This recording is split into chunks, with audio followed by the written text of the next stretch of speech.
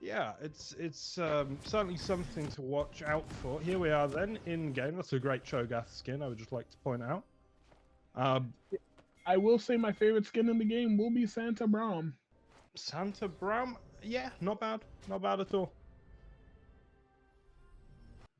It's about as See now, real as Father Christmas gets. so now the one thing I will point out is that Nasus versus Cho'Gath matchup in the top lane, we are going to see Nasus need to get those stacks up in order to make sure he still keeps that damage versus that Cho'Gath. But looks like we might be seeing an invade come through. And that's a flash down for the Ez. You know, 50 seconds in and your flash is down. I can't say that's bad, but that leaves the gap opening for an early level gank in that bot lane. Absolutely could be the case. I mean, it's not usually something you need to use in the first couple of minutes, so being without it for the first 5 minutes doesn't sound that bad, but yeah, it's something they're going to have to pay attention to, and you know, it's something that the enemy is going to be very cognizant of indeed. Yeah.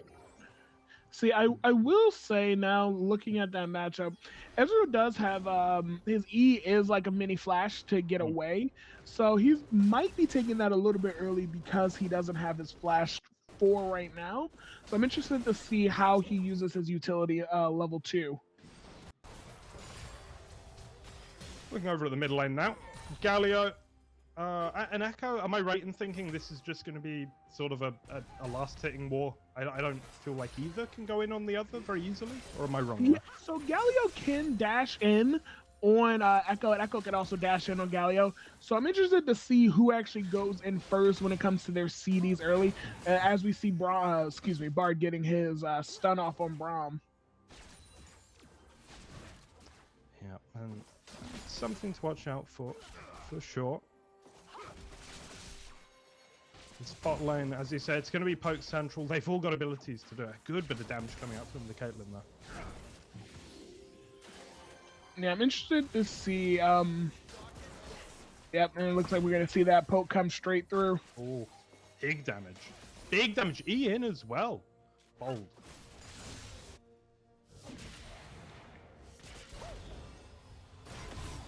And don't forget, we do need to keep and like that mid matchup say, they both can dash in on one another at any point. Now, the one thing I will say, in terms of the CC, basically hierarchy, Galio does have higher priority on his CC with that dash if he does ram into that Echo compared to Echo's stun.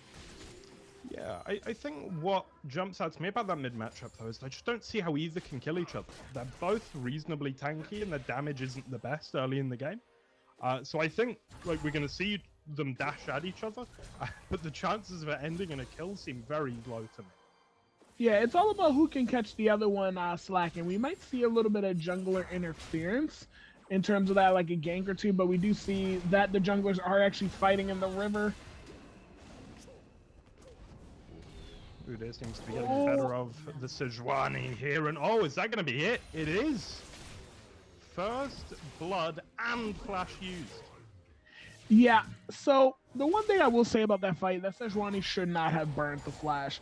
Sejuani literally had no other utility there, and wasting that flash just puts her flash on a 5-minute cooldown. She was not escaping that fight, even though you thought that flash distance is really good, but you know, she just flashed into a wall and still died anyway from Udyr's R. So if you don't know, Udyr can actually get his ultimate early. He actually does not have an ultimate, but he just has forms that he can do. So he went into the Phoenix phase to get that extra flame AoE damage to kill that Sejuani.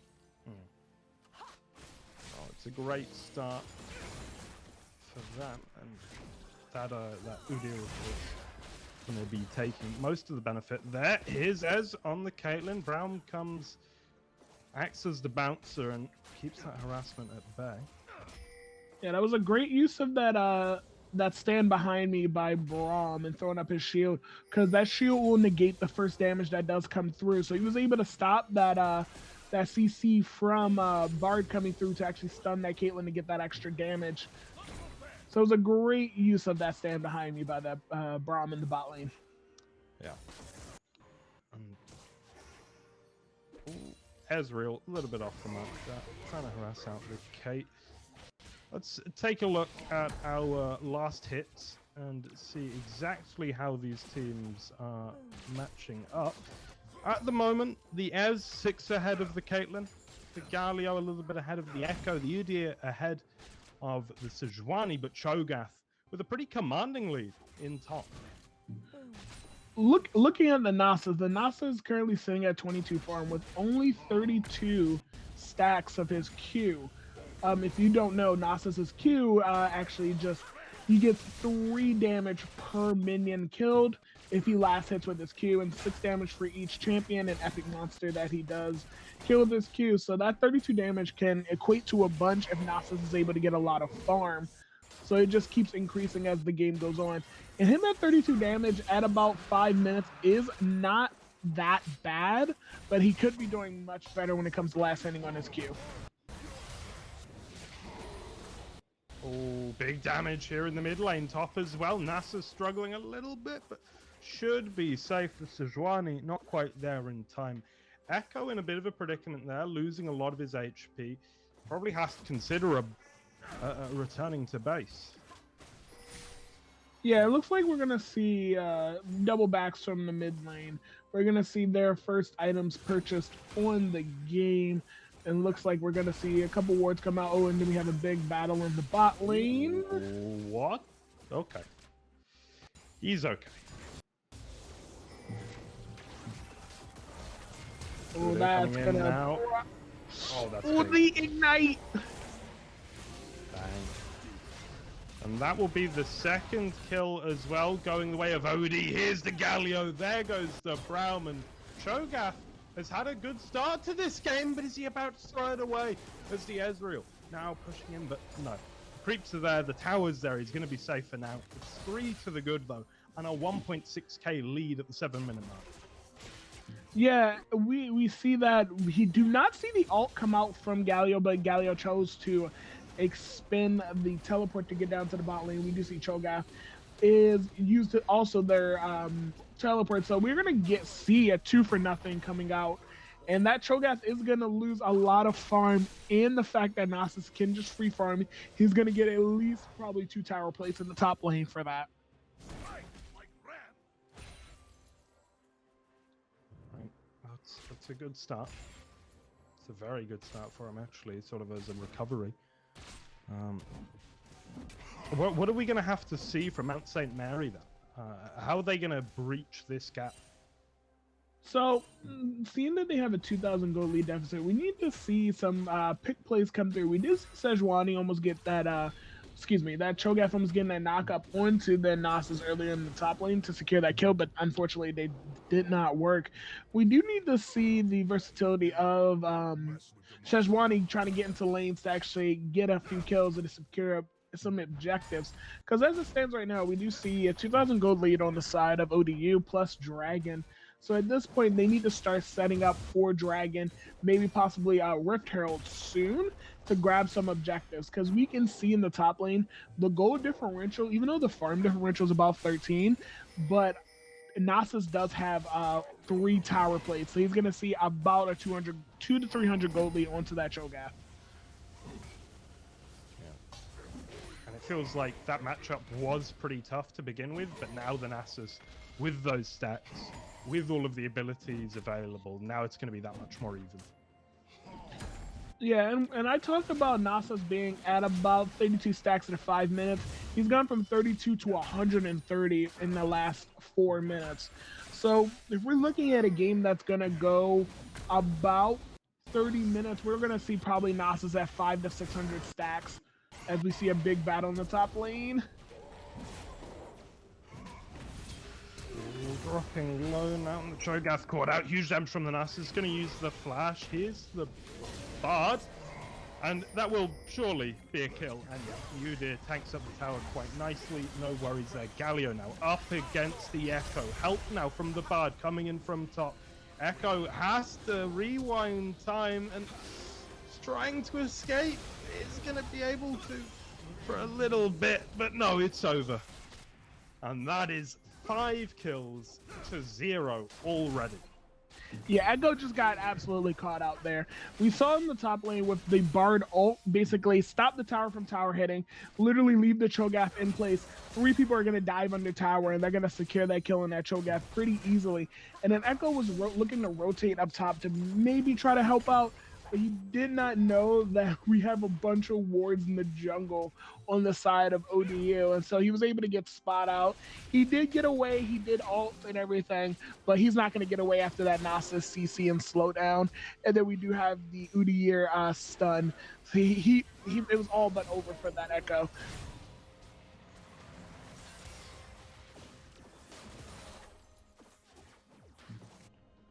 It's a little bit grim, it's got to be said right now, for Mount St. Mary's. You know, not individually, the lanes aren't horribly bad. Like, each individual matchup is okay, it's just they're losing in every way at the moment. And so the whole swing is actually quite large. Cho'Gath, yeah. try and go in, but... And then we're still at about a 3K gold deficit on the side of Mount St. Mary's. But we are still early. We're about 12 minutes in, but looks like we're going to have at least a tower plate down in every lane on the side of ODU. So we can see that extra gold come through. Okay, here we go. A gank coming out. Sejuani's there, but the Bard gets out, and I think the Ezreal will too. Dodges the Brown stun, and yeah, now actually fighting back. The turnaround Galio's here. It makes all the difference in Ezreal. Now, able to close the distance with that Bard stun. And oh no, has the Echo come in just to die? It's looking like it.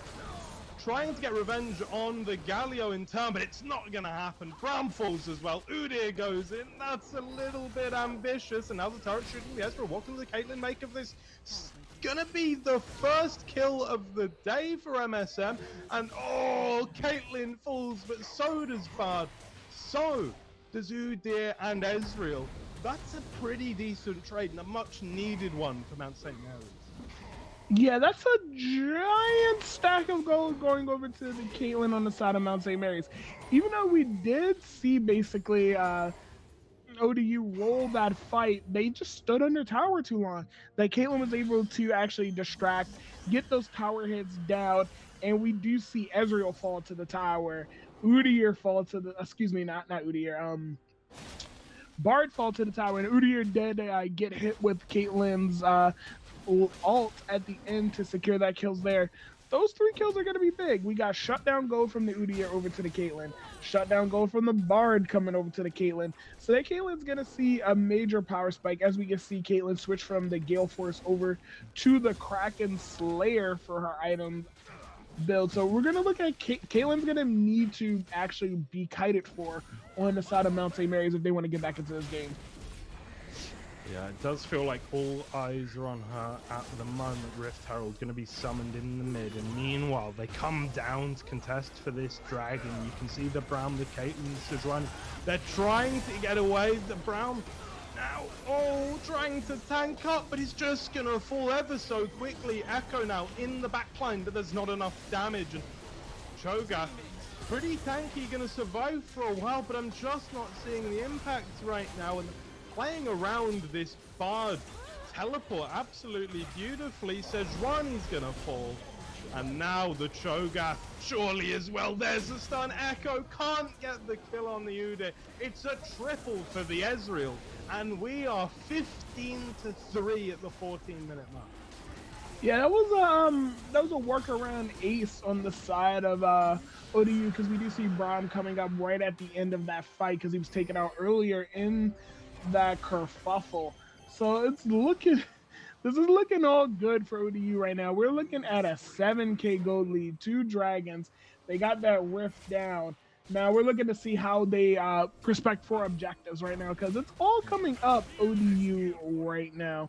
Mount St. Mary's needs to find a way to back it up, but that CC on the side of ODU is absolutely ridiculous. We see the Bard ult coming through, basically trapping that Caitlyn in, and the Galio is able to push in.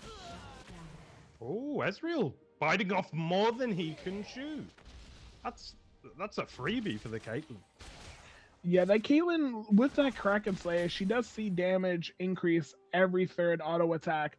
And then every 7 or 8 auto attacks for her gets that extra crit damage. So that Ezreal would have actually needed to not take that Q from Caitlyn and maybe land a few more skill shots in order to get that kill, but he just could not. Top. Thanasis all alone, 1v2, fancies it though, and you can see the Sejuani and the Cho, they just want to get out. Meanwhile, in the bot lane, Echo dropping low, Cho on top. Even with the tower, oh, I think Nasus is going to get both the tower and the kill. Galio's going to get one as well, and things go from bad to worse to worse to worse to even worse, as even the Caitlyn looks like she won't be able to escape. A little bit of a whiff from the Galio, maybe opportunity knocks here, but no. Not enough DPS, 19-4. This is a slaughter.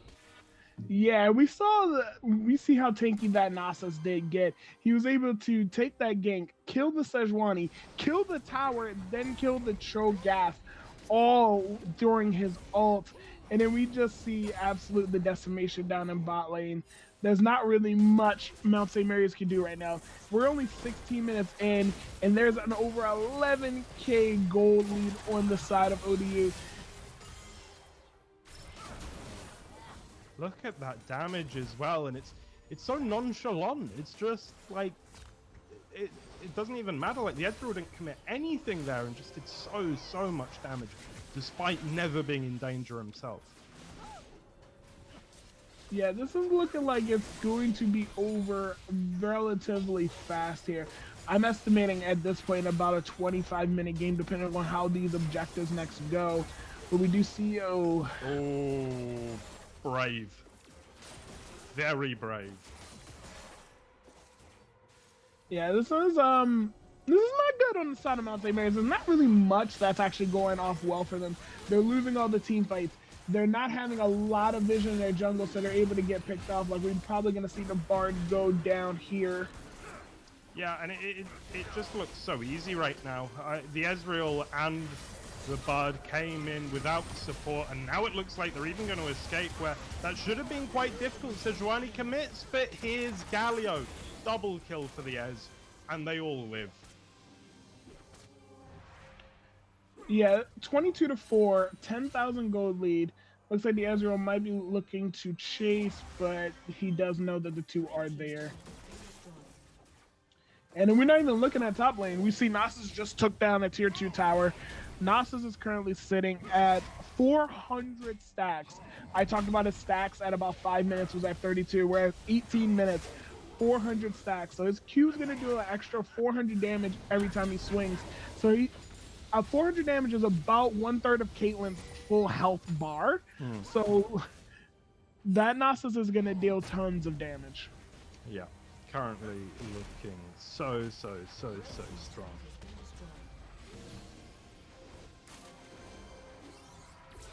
Okay, they just keep pushing in all the lanes, because why not?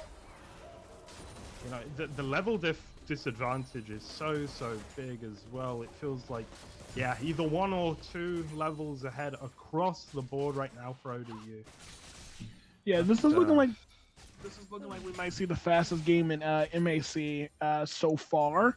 Because I remember last week the fastest game we had was about 26 minutes. We're 18 minutes and 11k gold the differential. So we might be looking at seeing this game possibly about 23 to 24 minutes, which would shatter that record by about 4 minutes.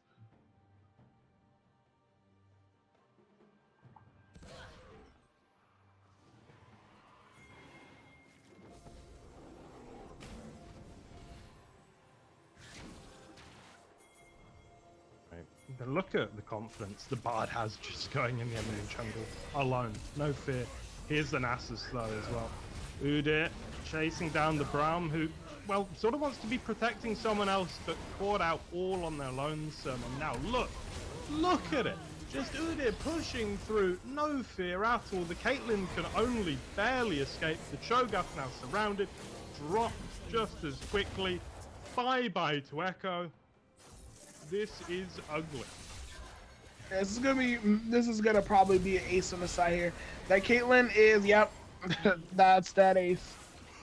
Yeah, it's all over. Basically, they have every lane pushing right now. They're more than likely going to take at least one inhibitor tower here. They might be able to get the inhibitor, but it's all ODU right now. We're looking at over almost a 15k gold lead. But yep, and look at that. In the bot lane, the inhibitor is going to get taken down.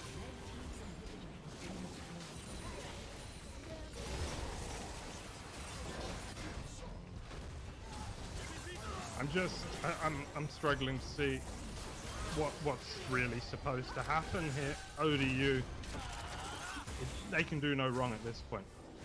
Yeah, this is looking like they're gonna finish here. There's not really much Mount St. Mary's can do. They could possibly get a couple kills because of the tower, but that's not looking like it's gonna be a possibility. Oh, as I said it, I jinxed the caster curse. The Galio gets taken out because of the tower.